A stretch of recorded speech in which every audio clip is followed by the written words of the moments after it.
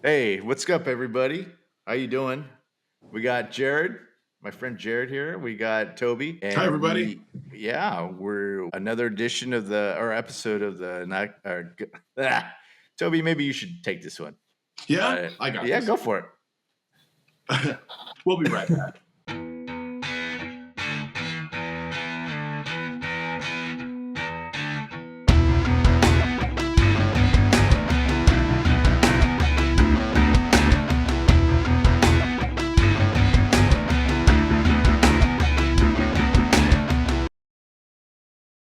Welcome to season 2, episode 3 or 4. Not sure Four. which were 4 of Gonna See My Friends podcast. Steven, of course, and we've got our old pal Jared who's joined us. The Jared. band is officially back together.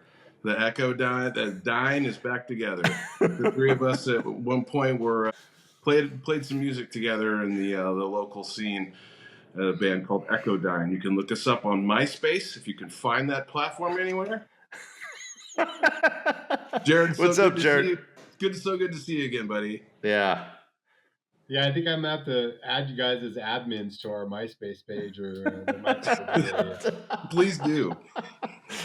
This week we're going to be doing Romancing the Stone. Now, this was a movie. I think. Did I introduce it to you, Jared, or how did you come across this movie? Oh man, Romancing the Stone was like an HBO thing. Like when I was, 9, 10 years old, or roughly in that. Like we were one of the first people in the neighborhood to have cable. So the first time I saw it was, around that age on HBO, and it was kind of a grown-up movie at the time, but I think there was enough comic relief and adventure and action that was not particularly like gory or beyond my age. It was age appropriate ish, maybe, at the age I was Right. watching it, and I've watched it many times as a kid. And I think when we met and started hanging out, of course, we would talk about movies, and then that was sort of a classic '80s that we all connected on. So Yeah. Yeah, that was definitely I think it was a VHS movie for me. How about you, Toby? When was the first time you watched this? Yeah, it would have been in the 80s seeing it for the first time, and then probably really not since then. Oh. I've watched it several times, and when we went back this week, when I went back to watch it again, I remembered the beginning. I remembered all the characters, and I remembered the end. But the middle part was super fuzzy for me because when we got to the part where they're actually looking for the treasure, I had no memory of how they found the treasure, so I was excited to get to that point. Yeah, it's like a new movie. It was like a new movie. I was like, "What happens? They've got the treasure map, and then I forget what they do." So it had probably been 30 years since I'd seen it. Yeah. So it was fun to go back and rewatch it. I knew Jewel of the Nile a lot more than the sequel to this than I did Romancing the Stone, because my buddy had that tape at home, and that would just be in constant rotation. So I was obviously familiar with the characters, but this was fun to go back and watch the original again. Yeah, I think Nile again. I think I only saw that like once, maybe. Yeah. But anyhow, yeah. Well, no, I think mine was the infamous Stepdad Library, because I've referred to this in some past podcasts, but for the new people maybe listening, it's like, so we got in Sacramento, we got our VCR relatively late, and I think we got it in like '84, and mysteriously all of a sudden we had all these blank tapes. When you had three movies to a tape, and this was on there. And this is actually the first time that I saw Michael Douglas in a movie, because I had seen him when I was a kid. I'd seen him in The Streets of San Francisco with Carl Malden on Channel 2. And it was a Quinn Martin production. Remember that? It's a Quinn Martin production. Tonight's episode, Hot on the Trail. And it was just, Streets of San Francisco. But that was the first time that I saw him, and this is the first time I saw him in a movie. And so it was pretty cool. This is Robert Zemeckis. Oh, wait, I'll let Toby do that. But yeah, it was a hit from the first time. And me, I'm a movie guy, so I watched this movie probably 100 times in 1984 or whenever it came out or whenever I saw it. And it was instantly quotable for me because, like with Jared, you know, when I knew that he liked it or whatever it was always hit the road, you know, or just what random quotes from this movie. Hit the road.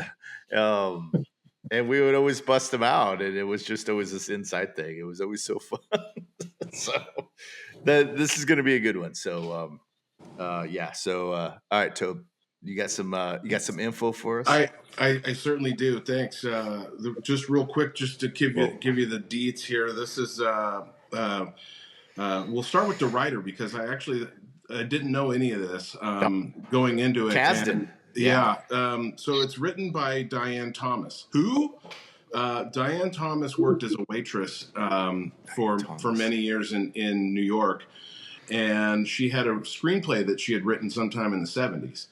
And that was this movie. Long before Indiana Jones, she had written this adventure movie. And she pitched it to one of her customers, who Michael Douglas would come in there all the time. And she pitched it to Michael Douglas. He loved the idea, and he said, I'm going to produce this movie for you. She said, well, I thought maybe you want to be Jack. And he's like, no, I'll produce the movie for you. So written by Diane Thomas. She wrote all the characters. She's got a second writing credit. She has 2 writing credits. The other writing credit would be the sequel to this, Jewel of the Nile. Sadly, she passed away in a car accident about a month before Jewel of the Nile was released. She died actually in a car that was driven by her boyfriend, but the car was purchased by Michael Douglas as a thank you to her for writing the screenplay to this movie. She was very young. Yeah. She's very young. Died in a car accident in 1985. So right before the sequel would come out. It's directed by Robert Zemeckis, as you said.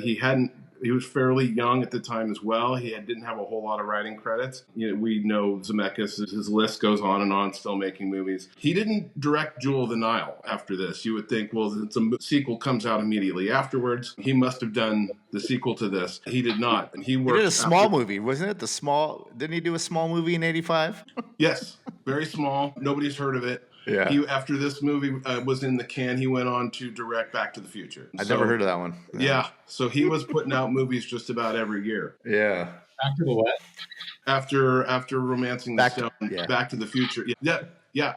Google that one, Jared. You might want. Yeah. It stars Michael Douglas as Jack Colton, Kathleen Turner as Joan Wilder, Danny DeVito as Ralph, Zach Norman as his cousin Ira. And Douglas Douglas just wanted to produce it. He didn't want to play Jack, so they offered the role of Jack to Sylvester Stallone, who turned it down so that he could be in Rhinestone with Dolly Parton. Oops. Working with Dolly Parton, that's what he wanted to do. Rhinestone, not as highly regarded as Romancing the Stone at the time. He said it was one of the biggest mistakes he ever made. So, oopsie daisies there. Yeah. It was released on March 30th, 1984. It's an hour and 46-minute runtime. There's a lot of swearing in this movie, but it is a PG rating, which I was surprised to see. Yeah, there's no F words. There's no. Yeah, that's true. That's true. There's a lot of swearing in Spanish that I don't know would fly under PG nowadays. Yeah, I'm like, ooh, really? I don't know that you'd say that right now. Okay. I'll comment on something on that later about there were some scenes There's in that some questionable. Movie that's pushing it for 1984. Yes. Right? The way Ralph is talking to Ira, you're like, good Lord, man. And the budget was $10 million. It grossed 76 million, so it's a smash hit. Wow. Oh, wow. Worldwide was 86 million in the box office. And one thing to note, as I noticed right away in having watched many Robert Zemeckis movies, is I recognized the soundtrack, the score to this movie almost immediately. And I recognized it because I heard some things that sounded a lot like Back to the Future. So I'm like, is that Alan Silvestri? Yeah. Yes, it is Alan Silvestri. This is the first movie they collaborated on together, and they've collaborated on every single movie since then. So very distinct sound. Some of it's a little dated. We can talk about that a little later. They would go on to work on everything from Back to the Future movies, Who Framed Roger Rabbit, Death Becomes Her, Forrest Gump, Contact, Castaway, you name it, they worked on it together. So there's your rundown. Woo! Yeah. All right. Well, thanks, Hope. What was that? You like that movie?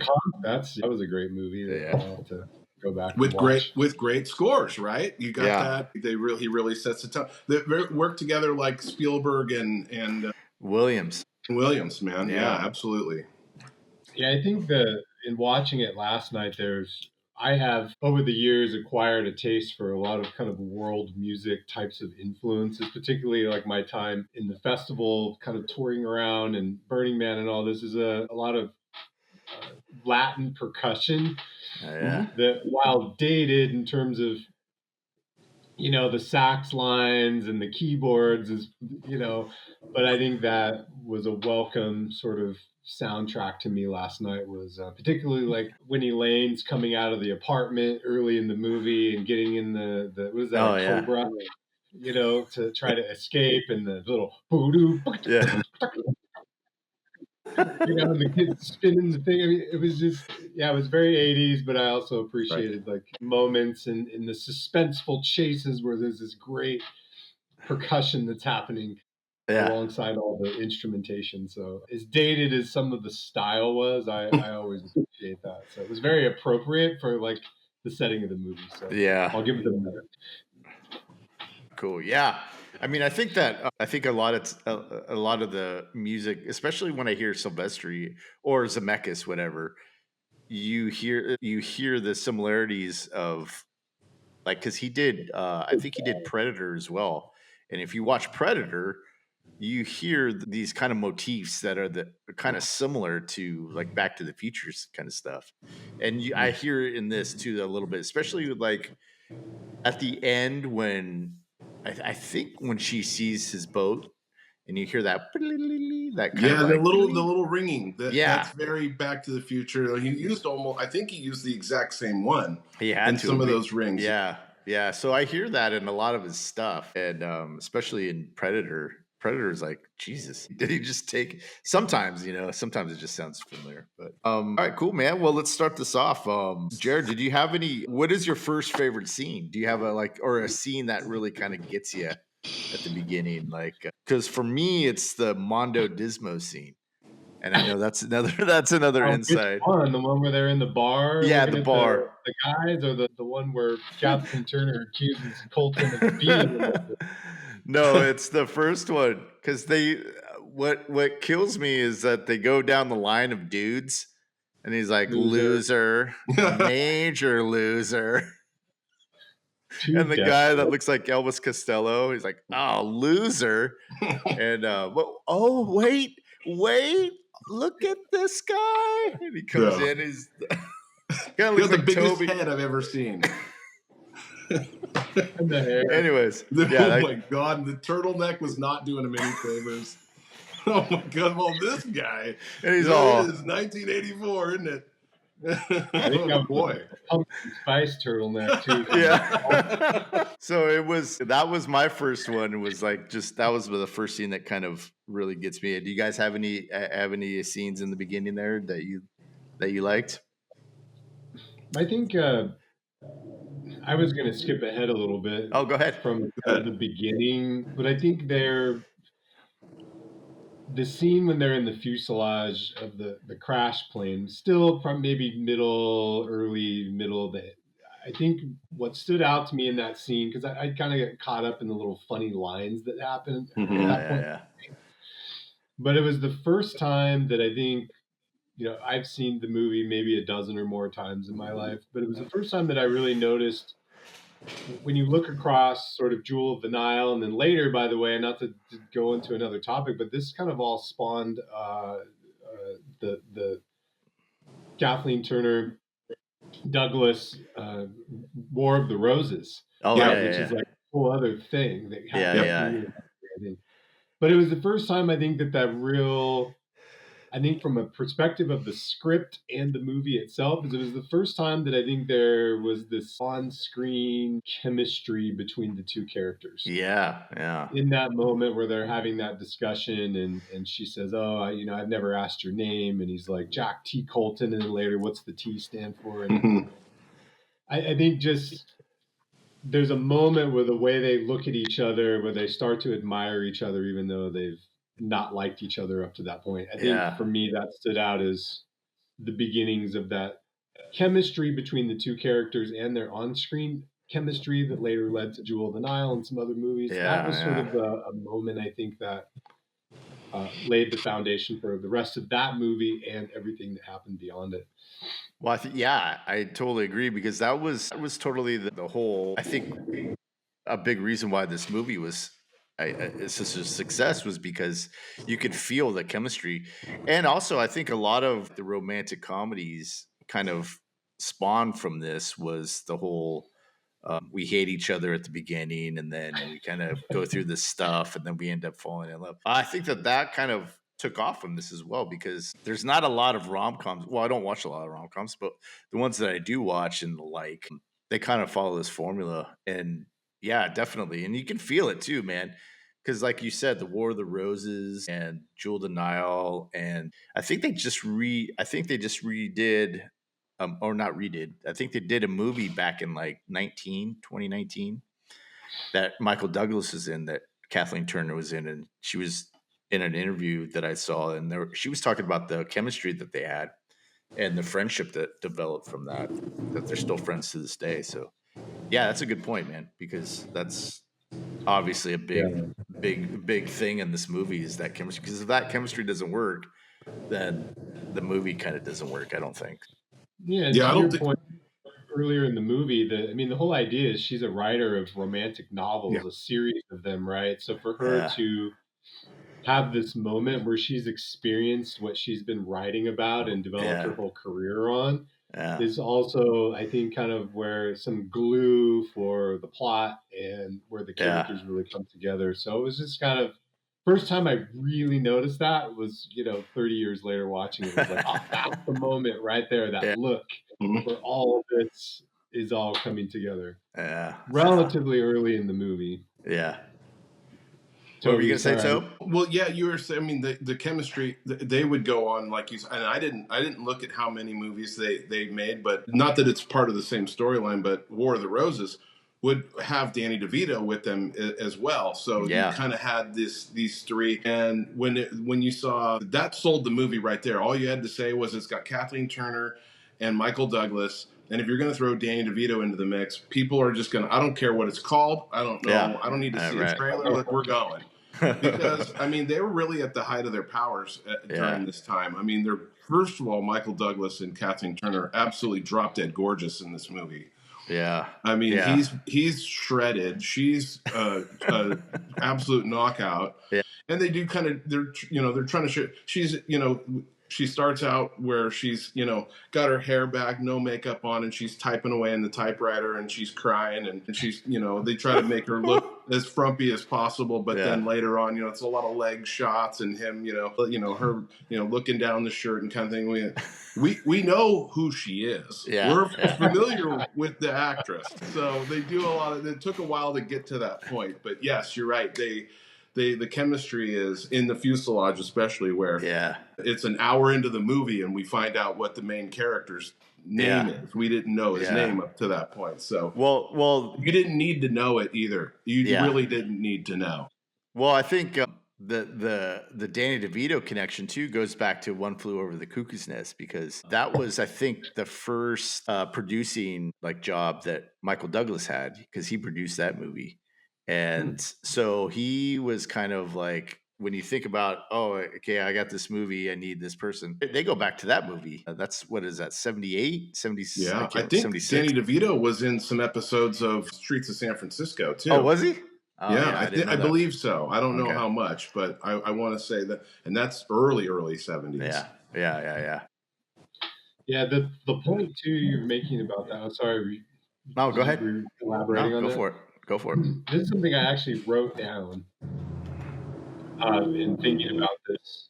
podcast was that while we're on the topic of sort of this casting and this familiarity with Danny DeVito and everyone that we've talked about, that stood out to me when I rewatched it last night, because I was trying to think of, like, you mentioned earlier, they wanted Sylvester Stallone. There's no way that character, like, I don't know if it was that they're such brilliant actors or if the casting was really part of the brilliance of the movie, because Danny DeVito being this sort of very anxious, kind of loose cannon X factor in this thing, and then you've got this sort of arrogance of Michael Douglas and this sort of flustered innocence of, kind of Kathleen Turner, and even Zolo.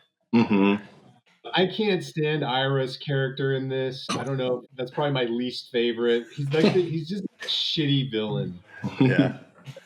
I mean, he's funny about certain things. I mean, Steve, you look disappointed. That's my critique. I'm just like, come on, you need a better villain. No. I just thought that was going to be your Clay Thompson Award recipient was Ira, because look at them snappers.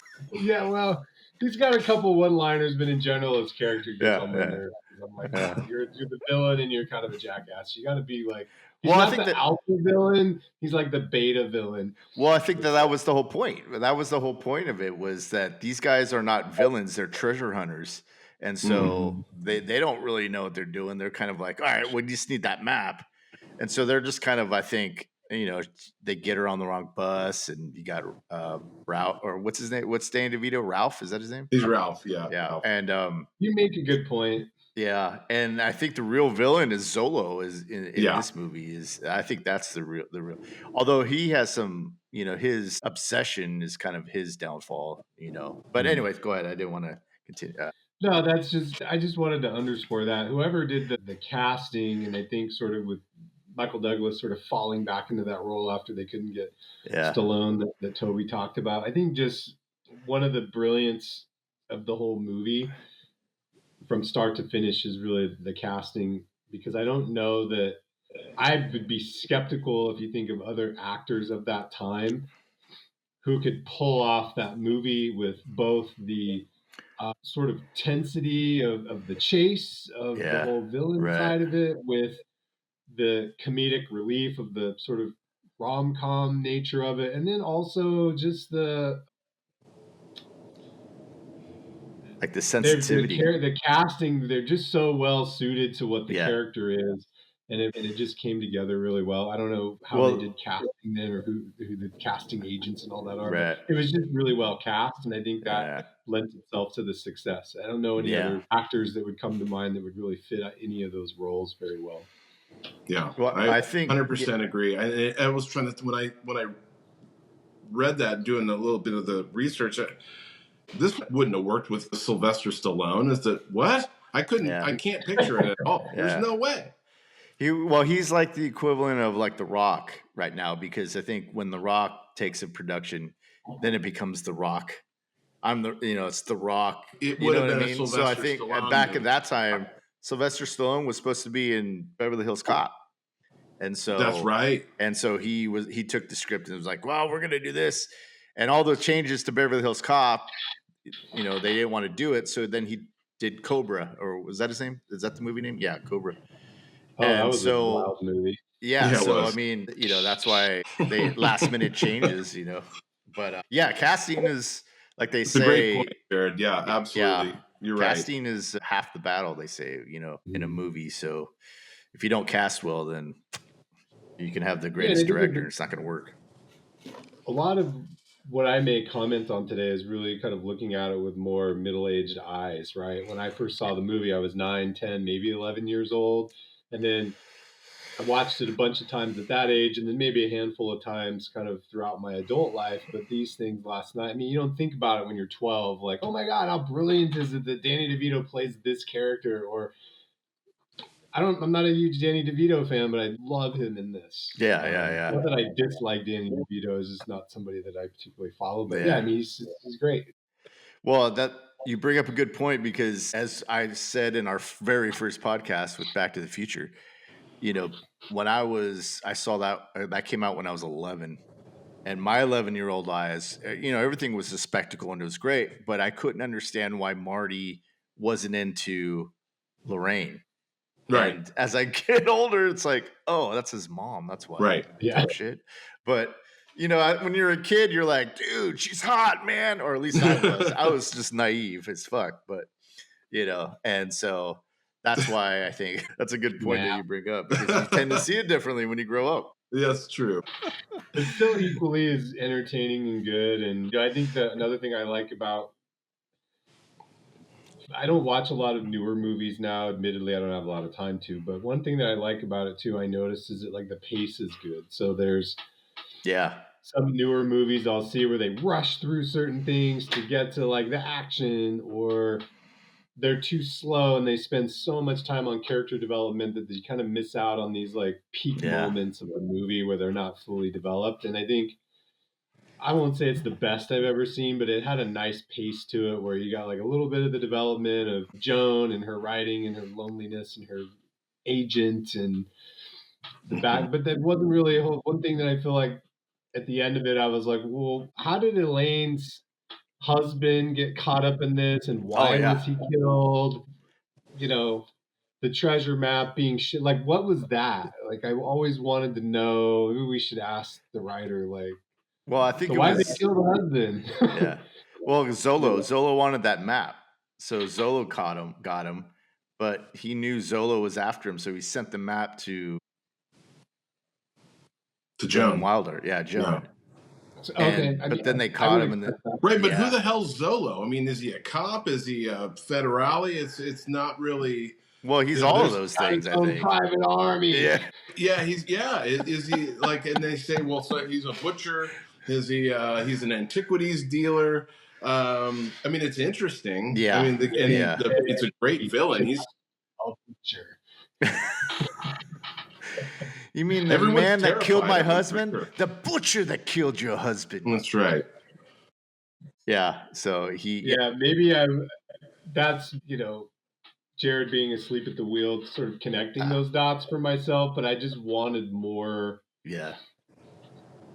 Like, how did Zolo even come to the picture? Where did the fucking treasure map come from? Like, who knew? Right? Did Elaine's husband come upon it unrightfully from Zolo's associate? Like, how did he know that there was this thing, and where'd the map come from? So I think they were just, as an adult now looking back, and it's not a critique of the movie, but it's just more of a curiosity on the heels of watching again, is like, oh, well, what was that? Yeah. But originally the comment was it was a well-paced movie, I thought, where they didn't spend too much time on certain irrelevant details. Maybe a little rushed in the beginning, but in general they covered all the topics pretty well, and it didn't leave me wanting anything else out of the movie other than maybe some context around how the hell that whole map and Zolo came to be in the beginning.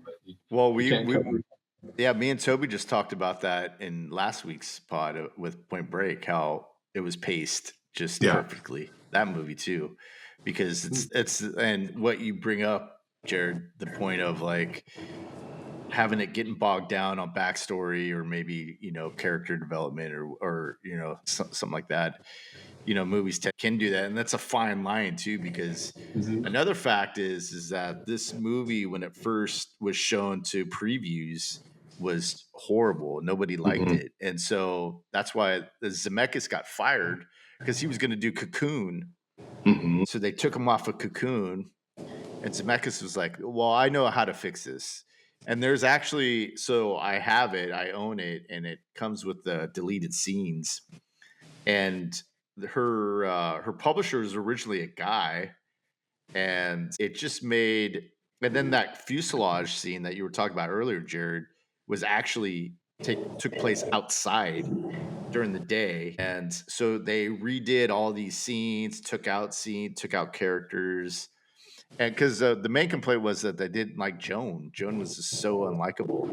And so they redid all of these scenes. And I think it's great. I mean, because you watch the scenes that they took out, and it's, it's just typical. It doesn't really, I think the scenes that we see in the movie now is so much better because of what it brings to the movie in terms of like information and character development. So Yeah. Like a less is more kind of thing. Yeah. And it was it is paced very well. I mean, it's an hour and 45, and it's like hour and 45. Yeah. I watched it. Let's see, I watched it Wednesday night before I went to bed, and then I watched it yesterday. Mm-hmm. What are you guys laughing? Wednesday. Oh, Wednesday. You After can I did get my us with a good Wednesday, dude. Yeah. So anyways, any other scenes? Toby, you got any scenes? Well, the fuselage scene is a classic. It's really a turning point in the movie. Oh man, the Doobie Brothers broke up. Thank you. That's where my favorite lines come from. I think I'm going to throw another key on the fire. It is hilarious. She's like, I went to college. I liked. Joan doesn't have a tremendous amount of hilarious lines, but they find this fuselage and it's filled with drugs, and you gotta make that part funny, and they did. Right. And the snake, what is it called? I forget the name of the type of. Fuck, man! I just saw it last night. God damn. Well, fuck it. Yeah, I think it's a Bushmaster. Bushmaster. Thank you. Yeah, goddamn Bushmaster. Thanks, Jared. So you bring up one of the other points, Toby, too, is that I think one of the charms of the movie, and you pointed out in this, and I'd love for you to elaborate because you guys have a good memory for these things. The last kind of note that I put was really related to what you're talking about in terms of like the charm of the movie to me with the casting kind of tied in is that the timing of the comedic lines or the poignant lines, those actors, that casting, the timing really made it. And to your point about the line of, God damn it, man, the Doobie Brothers broke up. There's a whole dialogue going on where, Joan's really trying to connect with him, and they're like, like the timing of him sort of having that distraction and making that comment. The line's not even funny. Yeah. What's funny about What's funny about it is the timing. Yeah. And there's a bunch of these throughout the movie that I think the two of you could probably bring up. But yeah, Toby, I love that line, love that scene. Yeah. The timing and that comedy there is great. But yeah. Well, yeah. Oh, go ahead. Continue, Toby. So, he's been away from civilization for so long that when he finds that Rolling Stone magazine with Elvis Costello on the that he doesn't know what's going on in the States. Yeah. And I mean, that's something to be generally bummed out about. I mean, I'd be bummed too, right? Come on. But you're right. They've been shot at 100,000 times, almost died going across this bridge, and they're sitting in this fuselage out of a storm. And it's not really all that funny, but it's a tension breaker for one. And you do have this, I mean, a lot of movies have diner scenes. This is kind of their diner scene where we're going to have the character development and tell each other this is where you learn his name. And so, and this is where the chemistry starts. They go from hating each other to she's, maybe it's what's burning on the fire that makes her start to swoon for him, but then she immediately passes out. I thought you were donating a kidney or something. Yeah. But it was that's a great scene. Let's see, there was one. I like the introduction of Jack. That's a great scene to me.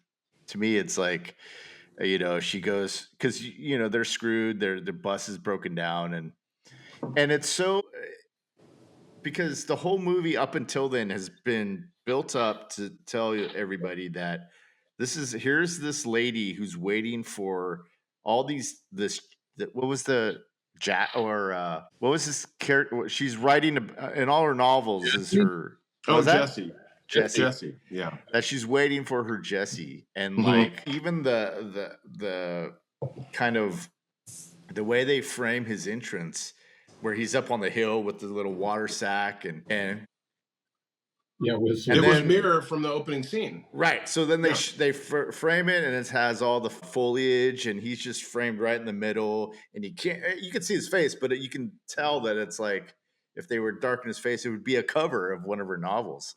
And so that for me is like, and then they have that shootout, and then it's like, the guy told me that there was going to be another, but the nice guy that just pulled a gun out on you, you know, like he's just so, like you said, Toby, like he's been out of, probably touch for a year and a half, right? He said. Yeah. And he's like, where's the nearest town? I don't know. Try Miami.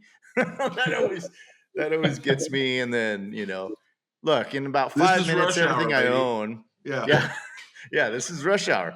So look, in about 5 minutes, everything I own is going to be drenched. So can you lighten up, please? And she's like, I'll pay you $50.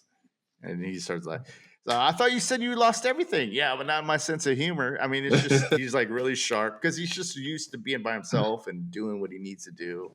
I don't know. I just thought that was a great scene.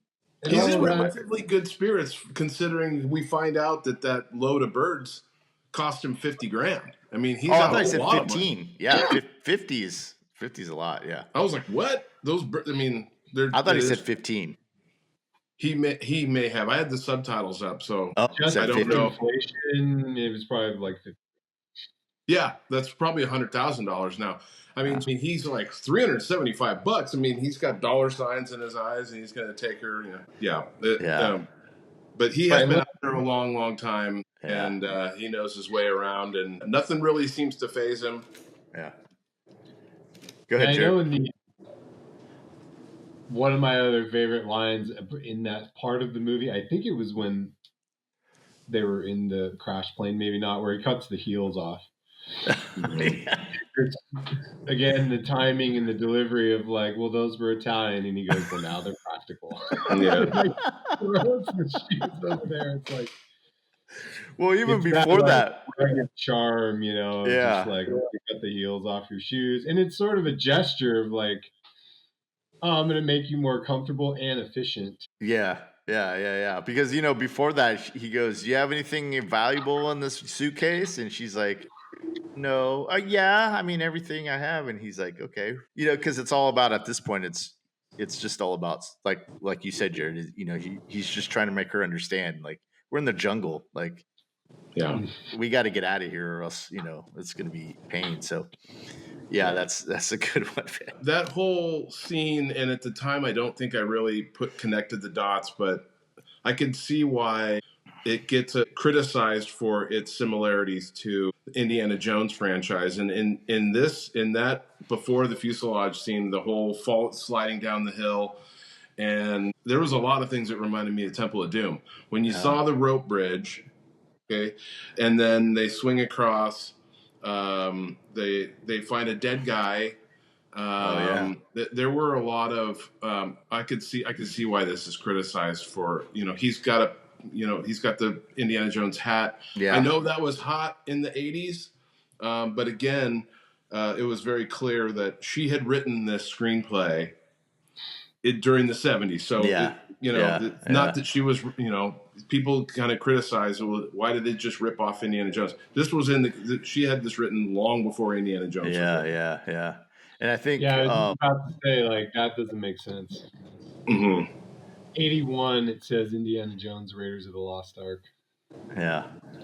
I mean, I don't see it, but I see back at the time, I see how they maybe could have criticized it because of that, but I don't agree with that at all. I'm just like, man, whatever. I think it's kind of lazy, but it's a lazy criticism. But I mean, obviously, you got a guy and a woman in distress who's wearing the wrong clothes. I mean, it's Temple of Doom, to the point, and they got to traverse through the jungle, and So all right, intro, mudslide, cargo plane. Okay, so we already talked about all my favorite key scenes in the beginning. Do you guys have any more that you guys want to contribute, or do you guys just want to talk about maybe the quotable line or because the next one I was thinking after that is the village, the belly maker. And that's got some funny stuff in it too. Especially. I love the village scene. Well, me and Jared always quote that. Hit the road. And then, no, compadre, you don't understand. Hit the road. And then he's like, all right, Joan Wilder, ride us out of this one. Joan Wilder? Indeed, Joan Wilder? Getting in the face all casual. Hey, you're the famous novelist. Yeah.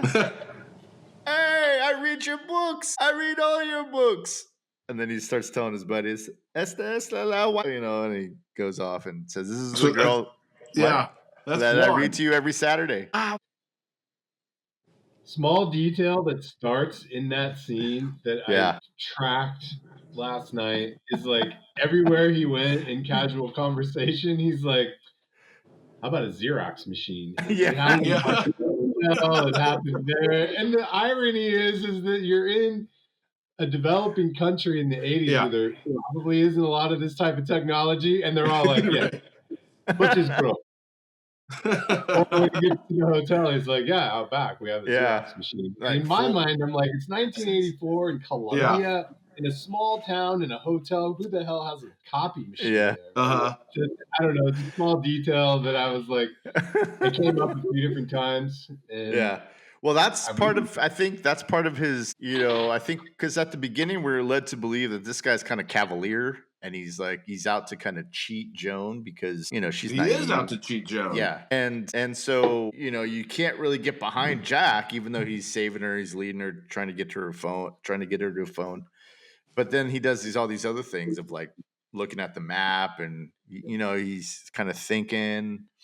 He's always asking about the Xerox machine. Full map size? Yeah. The works, everything. It's such a random thing. Does anybody come along this town asking if you have a fax machine? So it is funny. I didn't pick up on that, Jared. It's hilarious. You're right. What are the odds? Yeah, it's behind that tree over there. What the hell? I love Juan. Can we just talk about Juan? Yeah. The bell maker for a second, because I'd forgotten when he opens the window, and he's the only one with a car in this town. And he opens the window up, and I immediately go, it's El Guapo. It's from Three Amigos. I was like, yeah, that's who Alfonso Aru is. Yeah. And he's phenomenal in this. That character, he opens the door, and he's wearing like a Hawaiian shirt, and like, he's not cargo shorts. Dude, what? This is so good. This place is awesome. He's got every kind of beer. What do you want? Anchor Steam? I'm like, Anchor Steam? What the hell? This guy's rad. Corona. Yeah. He's got butlers. Yeah, but he doesn't have a phone. Yeah. Yeah, and then they have that shootout, which is always, you see that tree? The third tree on the left? Right. My brother planted that tree. Yeah, he's playing tour guide. See that over there, that spot over there by that fence? That's where my mother was born. What are we doing? I can't hit my favorite. Yeah, well, the little thing that I just picked up watching it on Wednesday was that when they first come in and he's like, let's hang out, he's like, I want to show you my beautiful village. And then that's why when they get on, in the truck, that's why he's pointing all this stuff out, because he's killing two birds with one stone. He's getting away, and he's also gets to show the village, And what kind of truck was that? Is that a Ford Ranger? It was a Bronco. Oh, Bronco. Yeah. Okay. Pepe, my little mule. Yeah, that's my little mule. Oh, Toby, man, living where I do and owning as many vehicles as I have over the years, I've come to have this affinity, and I watch these like YouTube channels for off-roading and overlanding now, because like I kind of live in that.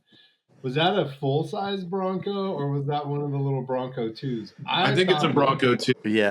So did I, but it sounded like a full-blown like V8 Bronco, like like somebody did a nice job with the sound, with the audio. Yeah, it's got dual. I mean, it's got dual exhaust. It sounded like. I mean, they probably dubbed that sound in. It could not have been the motor that was in that. That was, and it's fireproof. Supercharged at one point. I heard a supercharger like whining. That sounds like a Hemi. Bronco 2 with a V6. Sorry, Randy. No, it's great. That's a great point. Yeah, Pepe. He's got the bridge rigged up. I thought that was really. They jumped the bridge. What's the escape called again? Lupe's escape. Lupe. Or lupus, but I don't think that No, it's autoimmune Lupe. disease, you would name your escape bridge after an autoimmune disease. But Lupus, yeah. the lupus escape. They're all so he's like, there's no other way around this river for 200 miles. I'm 200 like, miles. it looks like you could just like jump across it at one point. I'm like, all right. I mean, well, then in the next scene, when Danny DeVito's on the phone, you hear him say, "I had to traverse, this river," and then you're like, "Oh yeah," like Jared was saying, like watching it this week, I've connected so many other little things that in the past I just never really thought about. I think Ralph. Yeah, you're right. Ralph's talking to his brother. Yeah. And which is, here comes the pacing again.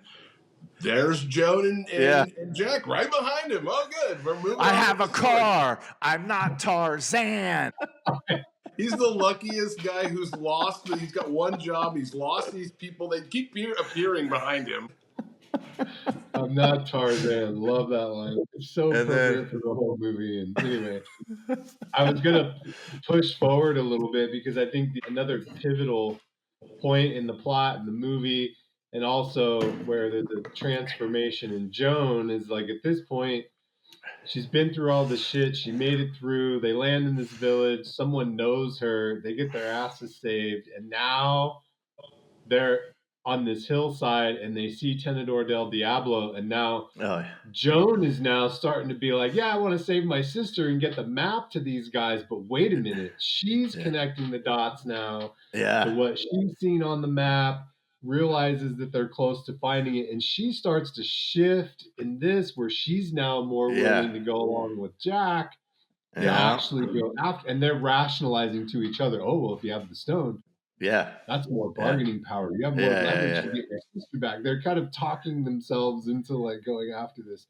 So I think this is a nice point in the movie too, where the attitude of particularly of Joan shifts, and then now all of a sudden Jack and Joan against Zolo and Ira, and so that's I think where this the action part of the movie doubles down, and that now Joan's not just like a bystander and going along with everything, but now she's really like on the same mission.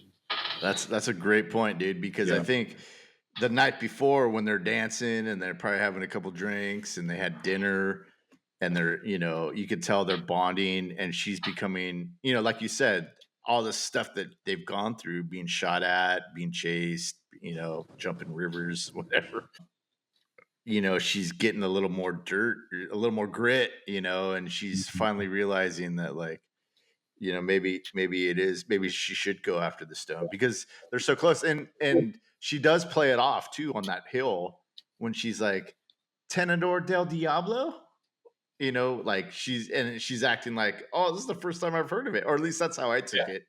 And then Michael Douglas is like, we gotta go, because he knows, and he's just like, and I think, it's a good point, man, because I think that's exactly where a tone shift happens, and they become partners as opposed to Joan being the kind of damsel in distress.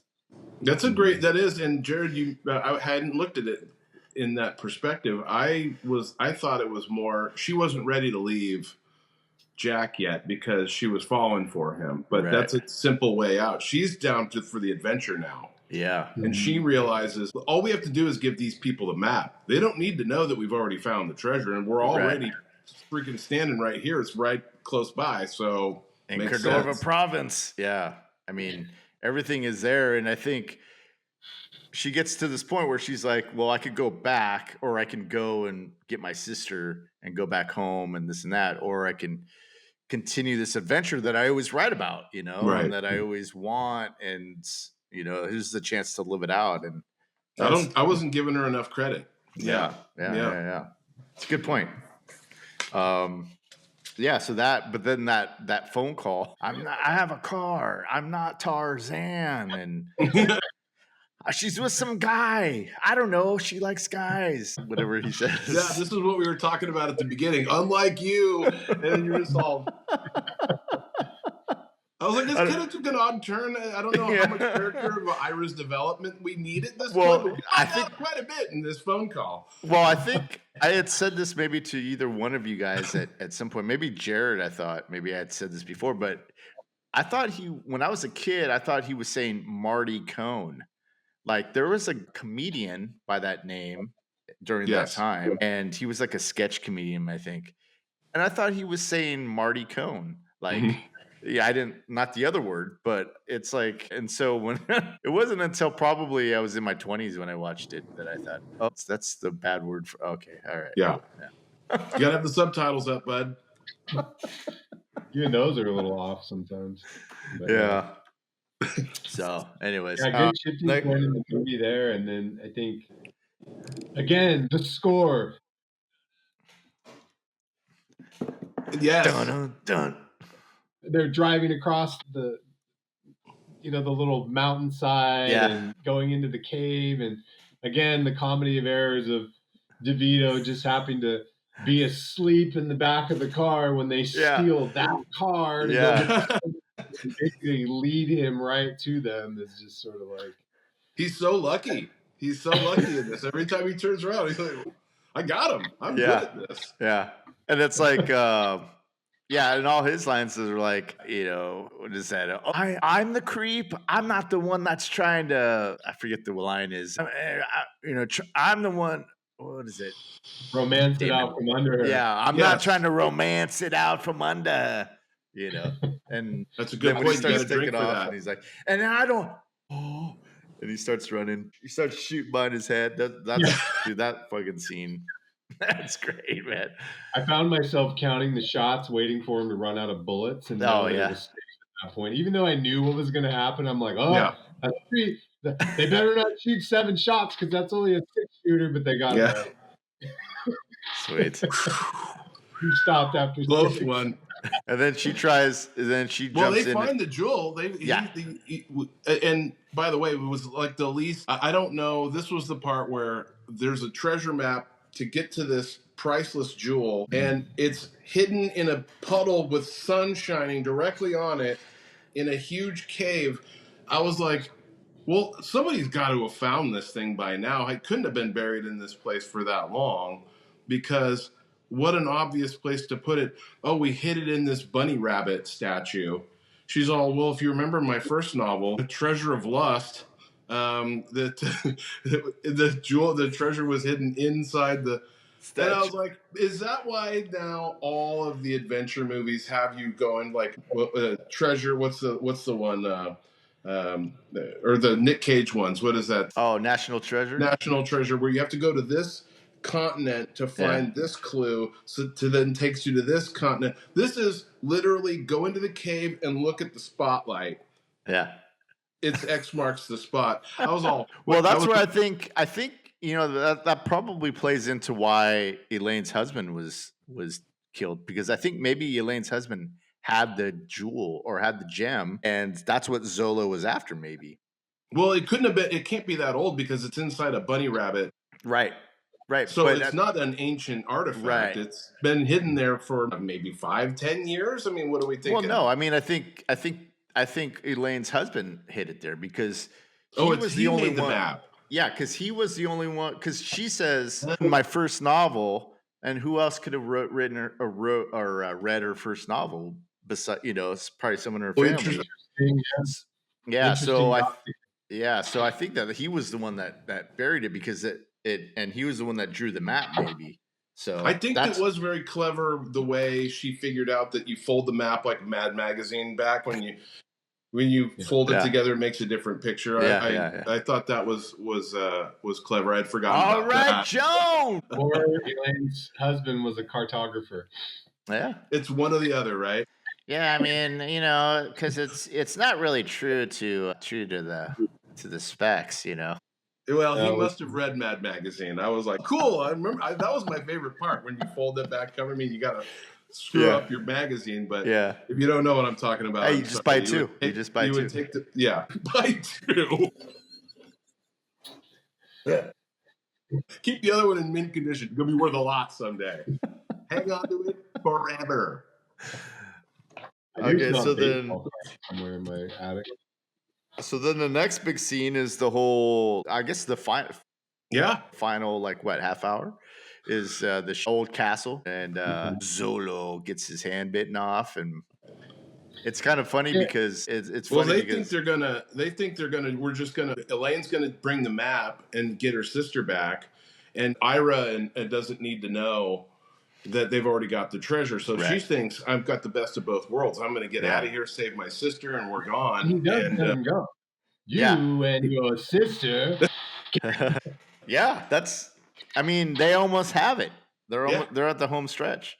But freaking Zolo, man, he's good. He's obsessed. Catches Jack, catches Ira. He's Captain Ahab, dude. He's caught everybody. He needs to find his Moby Dick, dude. And I love in that final sequence when they're on that sort of castle coastal fort or whatever, the camera shots of the switchblade repeatedly, where it's like first he opens it and cuts Joan's hand to get the crocodiles to come over, and then there's later when she has it and throws it at him, he stops it with the stick. There's all these shots of like the shiny switchblade. Yeah, it's sort of like ultimate weapon of death, and it was sort of like at the time the switchblade was this sort of very, I don't know, you can think of like going all the way back to West Side Story or like what was the movie where the hero's always got the butterfly knife and he's opening and closing it? It was just like a Stallone movie. Anyway, the switchblade and the butterfly knife were these very like iconic weapons in like 80s action. Absolutely. Movies. Yeah. It was just kind of funny to see, like, as an adult, 30 years later, seeing how it was filmed, where like the shiny switchblade had very deliberate I wouldn't even say cameos, but like the knife had a role. Multiple shots, like just that object. Yeah. And through the whole movie, he started out in the apartment killing the super with the switchblade. You're right. That's a great point. Well, like even in the beginning, throughout the movie, in the beginning where she's like, "Come on, let's see," and she's done doing her whatever, and she has her switchblade, and she's like, and her garter, and her garter, and that's so the cold open, right? One of the earlier scenes, the very first scene. There's a switchblade in that one too. You're right. I mean, switchblade, Jared, great point. And we loved him because then we all wanted at the time. We're 10, 11, whatever. The comb, the switchblade comb was about that was at its height of its powers, and you had to have that switchblade comb. It worked like shit, but you needed it. It was cool. It had some heft to it. Bro. I mean, like the flea market. Yeah. Oh my God, I wanted one of those so bad. I mean, but this one was spring loaded, so it came out. Didn't it come out of the? It came out of the handle, right? That's the illegal kind. I think they're kind of all illegal, but the one that came out of the handle that was spring loaded, those were, I believe, always illegal. Oh, okay. Yeah. But I don't know. But West Side Story, big one, and the butterfly knife. All it was missing was a throwing star, and you would have had all the big three from the big three knives from back in the day. God, what was the movie where there's this constant scene of the guy with the butterfly knife? I know what you're talking about. And everyone's like, "Whoa!" And you're like, "How is he not cutting his hand off?" Whoa! Yeah, I don't remember. That was for us kids, dude. That impressed the hell out of us back then. I got to write this down. Related to the movie, though, it was a detail and a subtlety that created this like the knife again, like something very sudden. Vegetables are going to happen or is happening, and I wanted to comment that one of the last things that I wrote down about it is that final sequence in the castle. You've got this sort of like adventure and romance and a little bit of comedy and some suspense, and then it just downright gets gory, right? It gets bloody. And I thought that like the whole biting off of Zolo's hand, when she sticks his cigar, in his face, was like watching it again as an adult. I was like, this is pretty gory for like a PG rated 80s movie. That was sort of traumatic when I was younger watching that, and as an adult, I was even like, oh god, like the blood and the thing in the hand. I'm like, ah. And you hear not only that, but it's the detail because it's the audio too. It's like you hear the actual.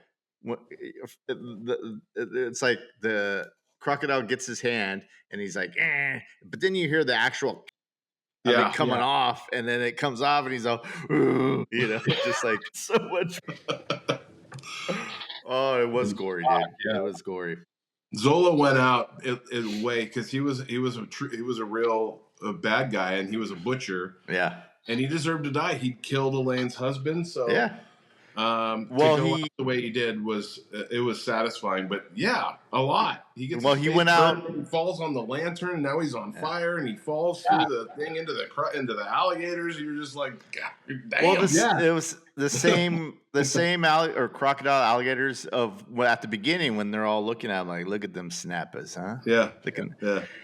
Yeah, we're about to get the biggest find of the century, and you're farting around with prehistoric animals. That was a great intro to Ralph, too, which, by the way, going back to the beginning. But interesting foreshadowing there about that Zolo falls into the same pit. Yeah, right?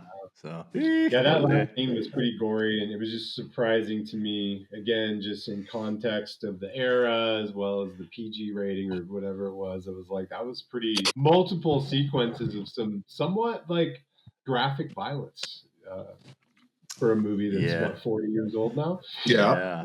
Well, that was it was quite the moment. But then they find each other. She goes back and he names the boat after her after her character in the books. Yeah, and then they live happily ever after, or until the Jewel of the Nile. I forget what happens in that one, but it's satisfying. The very end. Not so much in recent years, but you guys have known me for. I being a bit of a hopeless romantic myself, is like it was very satisfying to me that like he made some bad decisions, ended up in this like shitty situation in the jungle, and his truck gets hit and he loses everything, and she's kind of the lonely, rider and all. To me, it was sad. Like I feel like they deserved each other, and they deserved to win at the end of that. Yeah, they sort of lived these isolated, lonely lives. Went through a bunch of shit, almost got killed a bunch of times. Mm-hmm. The happily ever after, I feel like, was very deserved and not sort of like other romantic comedies. Contrived. Yeah. It was just sort of like I was there like, hell yeah. Yeah. You guys like you deserve each other. He could have just sailed away. His dream to just sail away, but he fell in love with her. Yeah. That's it. And then brought it down to Fifth Avenue. Yeah, dry docked it on Fifth Avenue, and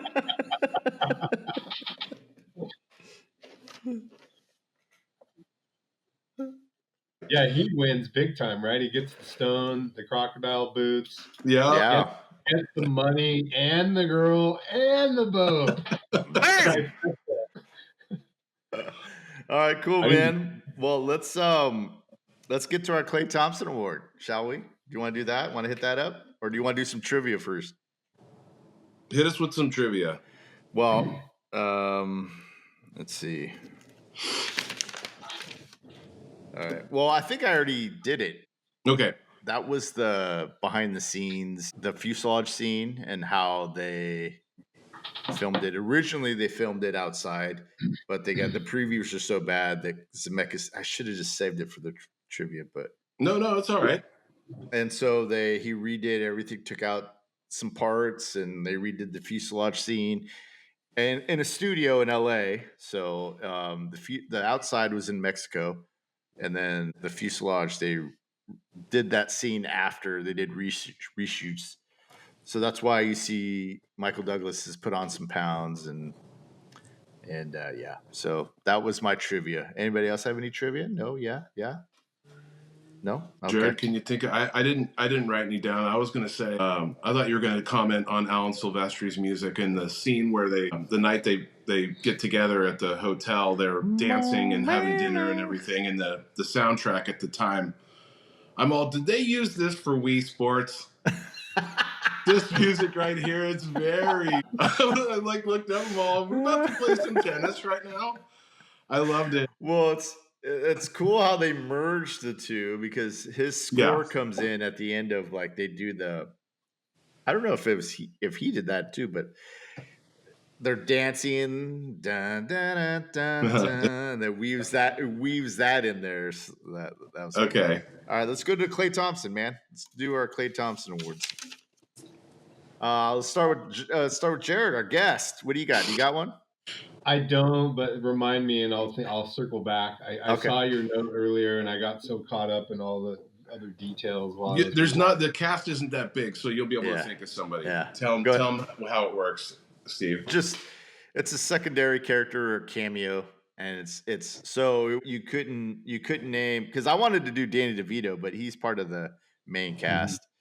But I thought you were going to do Ira. I didn't. That's why I wasn't so disappointed.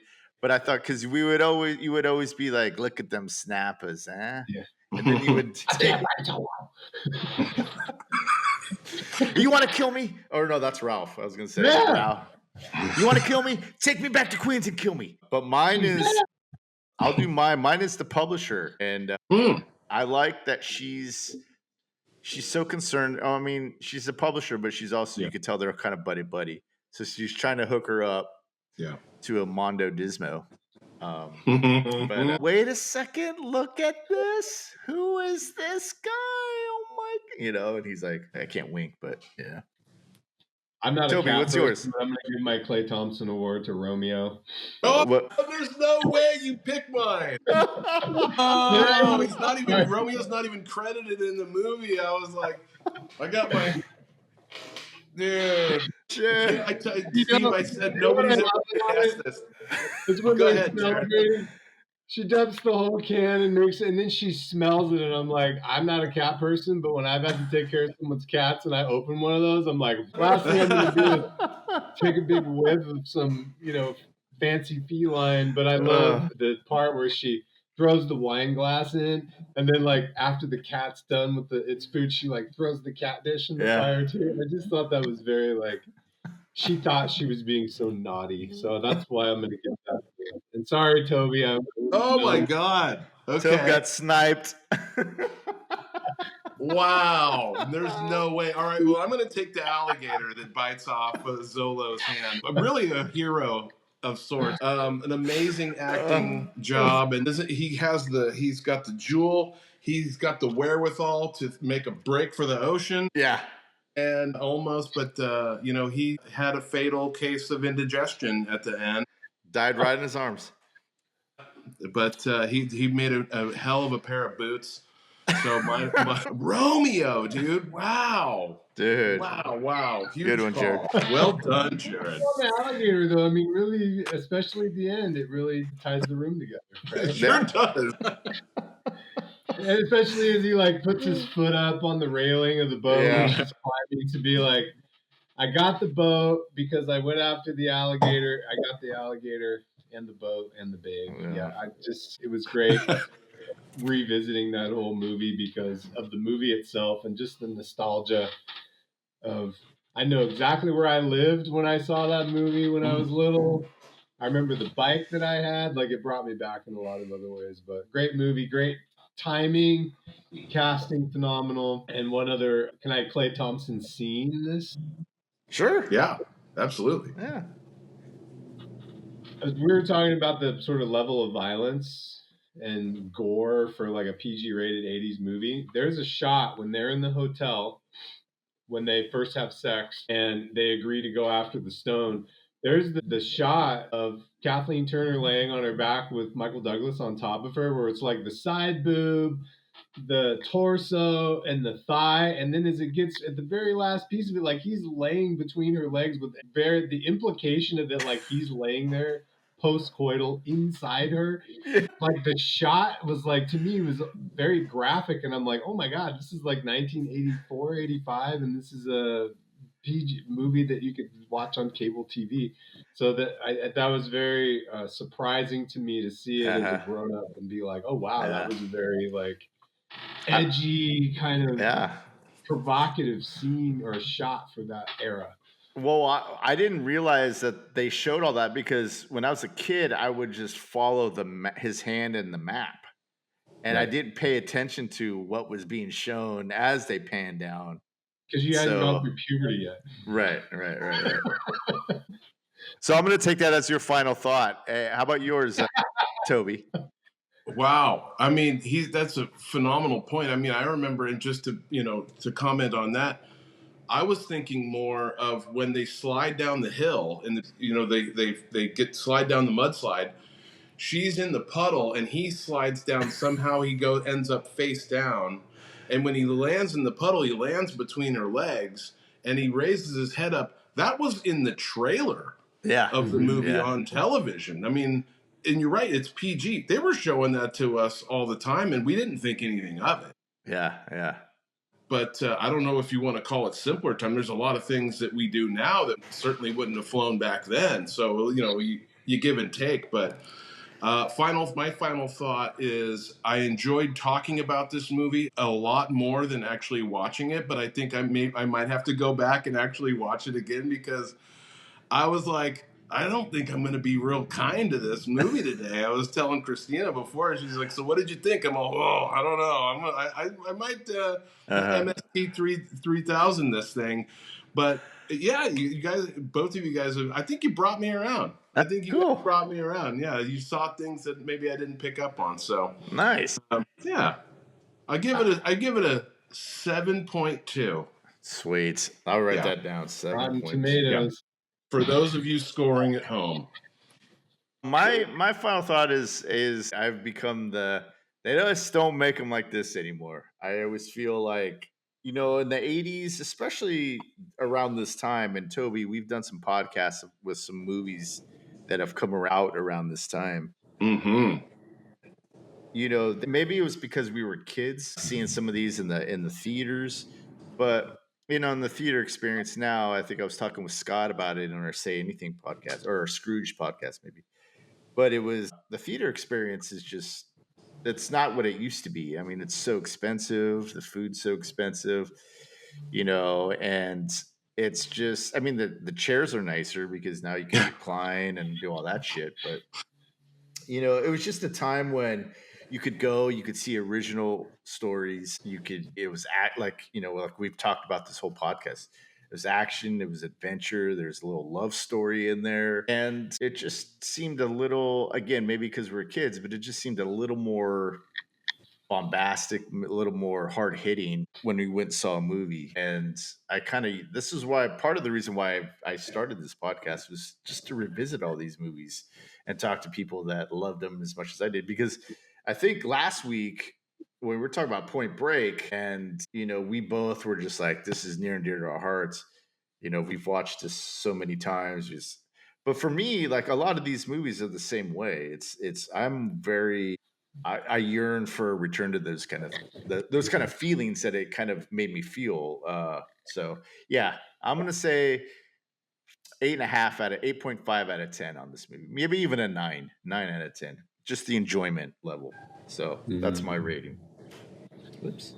Yeah, I know you took my final thought, but I'll add in there. I think generally kind of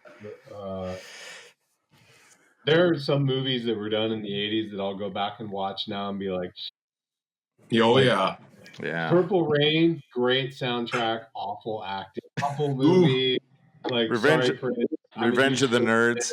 But I mean, they're just them. But I think one of my thoughts and feelings after I finished the movie was really that it's dated in some ways, which is obviously going to be a thing. But I think there was a certain timelessness about it because the pacing was really well done, the casting genius, the comedic timing, like all of it just sort of, I feel like it stood the test of time. Aside from, fashion and music and things that were obviously, directing, editing, acting, I felt like it stood on its own, 30, 40 years later. And I appreciate you asking me to do this because just watching it by myself, like, trying to sort of prepare for this. There are things that picked up on that maybe I missed before, and I think just suggesting a little foreshadowing. Now that we've done this, I think we should turn this into a trilogy where next we do Jewel of the Nile, and then we do War of the Roses. The whole. I'm down. Yeah, absolutely. Yeah, dude. That's a good idea. That's awesome. You will come around on the Ralph. I don't know if you're going to come around on the Ralph character, but you'll come around on Danny DeVito because his character is. I mean, he's third build in this, and it's probably because of who he was at the time. But his role is much larger as Ralph in Jewel of the Nile. So that would be a lot of fun. Cool, man. Cool. I enjoyed it. Well, thanks, people that have been watching. Thanks for staying with us, and people that are listening. Thanks for listening. Appreciate it. I got to do the whole like and subscribe thing at the end of this thing. If you liked what you saw, send comments. If there's favorite moments in the movie, I'd love to hear. Yeah.